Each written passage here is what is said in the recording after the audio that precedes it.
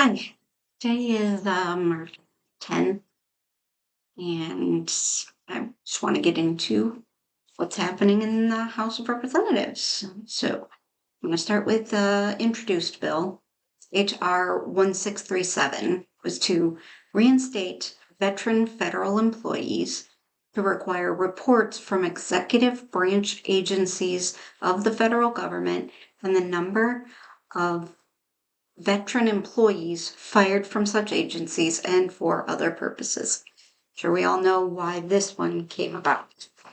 And I don't think this bill is ever going to see the light of day. I believe it just went to committee to die, and this issue will be dealt with in the court. But it was brought to us by Derek Tran, who's a Democrat out of California. Yeah, like I said, I think it went to the floor to die because, heaven forbid, the chief oligarch be held accountable to anyone other than POTUS. Okay, now I'm moving on to past bills that have passed. H.R. 818, SPUR Act. They love their acronyms in this Congress. It was brought to us by Pete Stauber, Republican out of Minnesota. It passed the House 384 to 25, so it's pretty much a bipartisan bill.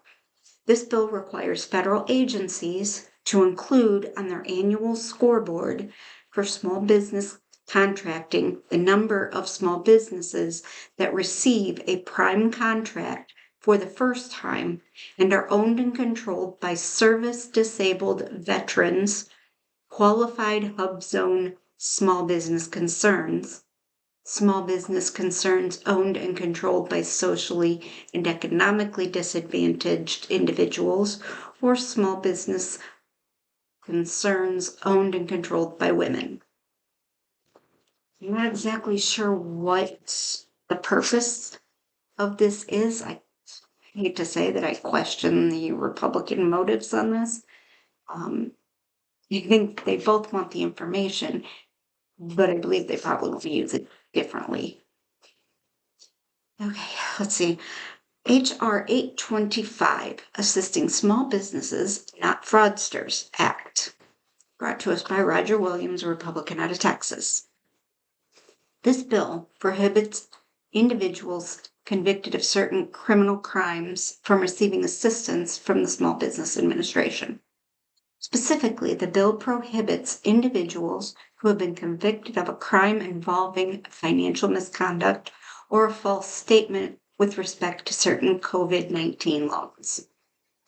For example, Paycheck Protection Program plans, Restaurant Revitalization Fund grants, and shuttered venue operator grants from receiving any financial assistance from the SBA or other disaster loans.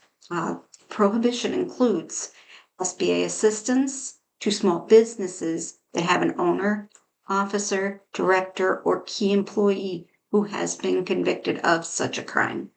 Another bipartisan bill was passed 405 to 0. H.R. 828, the SERV Act, Successful Entrepreneurship for Reservists and Veterans Act. This was brought to us by Sharice Davids, who's a Democrat out of Kansas.